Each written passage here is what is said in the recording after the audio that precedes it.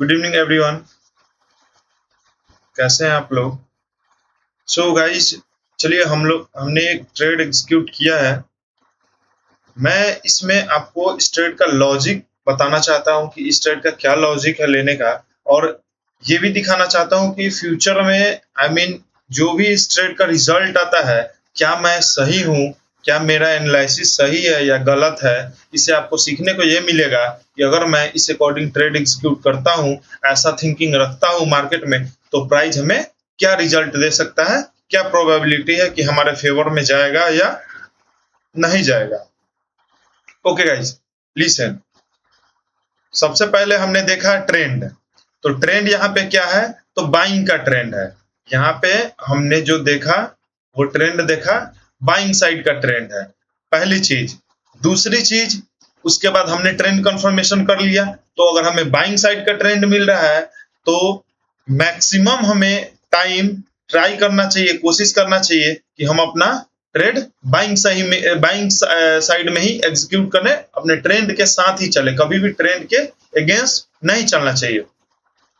So guys, हमने क्या देखा कि यहाँ पे प्राइस काफी टाइम से एक सपोर्ट बना रहा था, सपोर्ट ले रहा था, और इस सपोर्ट को ब्रेक डाउन किया।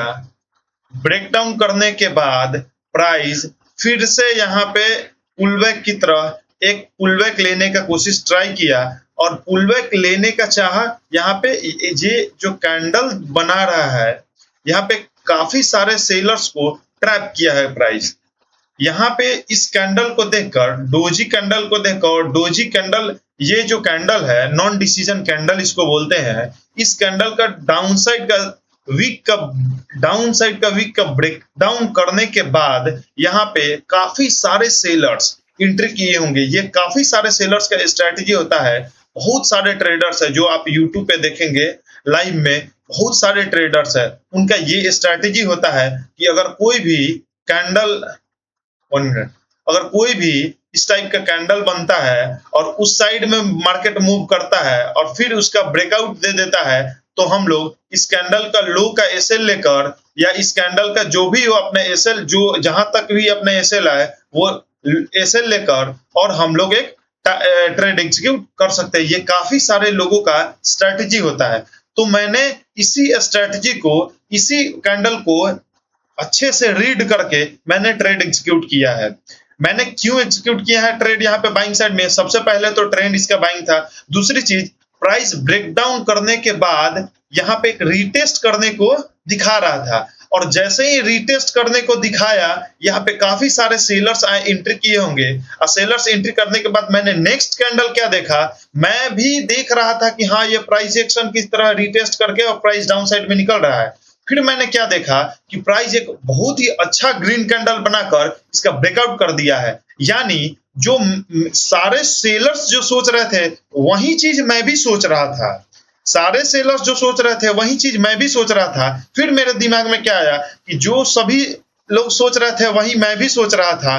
तो और क्या किया मार्केट ने हमें ट्रैप कर दिया। अगर हम ट्रेड एग्जीक्यूट यहाँ पे किए रहते तो हमारा एसएल हिट होने का हाई चांस था, और हमने ट्रेड एग्जीक्यूट नहीं किया। हमने इस कैंडल का ब्रेकडाउन का वेट कर रहा था। तब तक क्या देखा कि ये मार्केट रिवर्स हो चुका है और काफी सारे सेलर्स को ट्रैप कर चुका है। तो यहाँ पे जितने भी सेलर्स सेल किए होंगे, या तो उनका स्टॉप लॉस इसके ऊपर होगा, नहीं तो इस स्विंग के ऊपर होगा।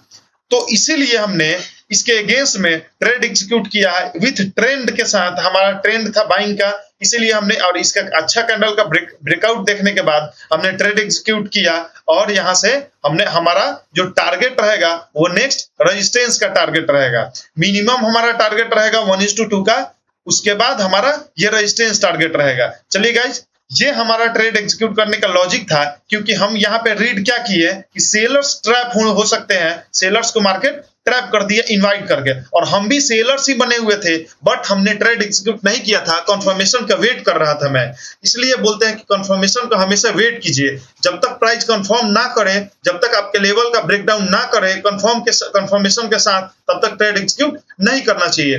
तो हमने क्या किया, हमने रिवर्स साइड में एंट्री प्लान किया, और यहाँ पे हम ट्रेड एग्जीक्यूट कर दिए, और हमारा अभी फिलहाल में प्रॉफिट चल रहा है। तो हम लोग होल्ड करते हैं और देखते हैं प्राइस हमारा कहां तक जाता है, हम इस रेजिस्टेंस तक का होल्ड कर रहे हैं। हमारा जो टारगेट मिला है वो अभी तक 1:2 का हमारा टारगेट मिल चुका है। मैं आपको दिखा दे रहा हूँ, 1:2 का टारगेट मिल चुका है और हमारा पार्शियल प्रॉफिट बुकिंग भी हो चुका है। इसीलिए मैं मेरा जो बचा हुआ क्वांटिटी है उसको मैं होल्ड कर रहा हूं और पूरे अपने टारगेट का 1:5 रिस्क रिवार्ड रेशियो के साथ मैं होल्ड कर रहा हूं और मेरा टारगेट है 4450 का। 4450 का टारगेट है, तो मैं इसी रेजिस्टेंस तक का होल्ड करने का ट्राई कर रहा हूं और देख रहा हूं मार्केट क्या रिजल्ट देता है। आने वाले सिनेरियो में कैसा परफॉर्म करता है मार्केट और किस साइड में मूव करता है।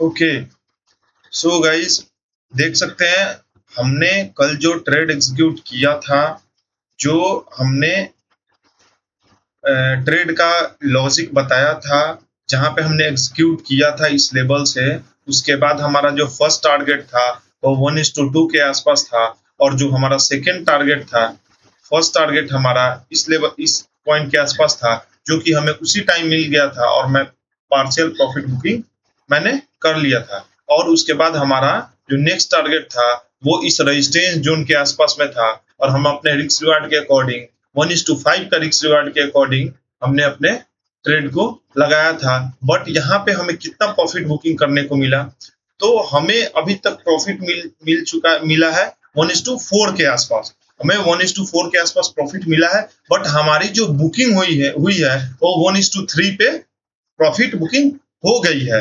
तो यही ये हमारा ट्रेड का लॉजिक था, मैंने आपको बता दिया है। इतना बढ़िया ये ट्रेड एग्जीक्यूट हुआ और ये अपने रेजिस्टेंस जोन से फिर से एक रिवर्सल कर गया है और ये फिर से एक सपोर्ट जोन के आसपास आ चुका है।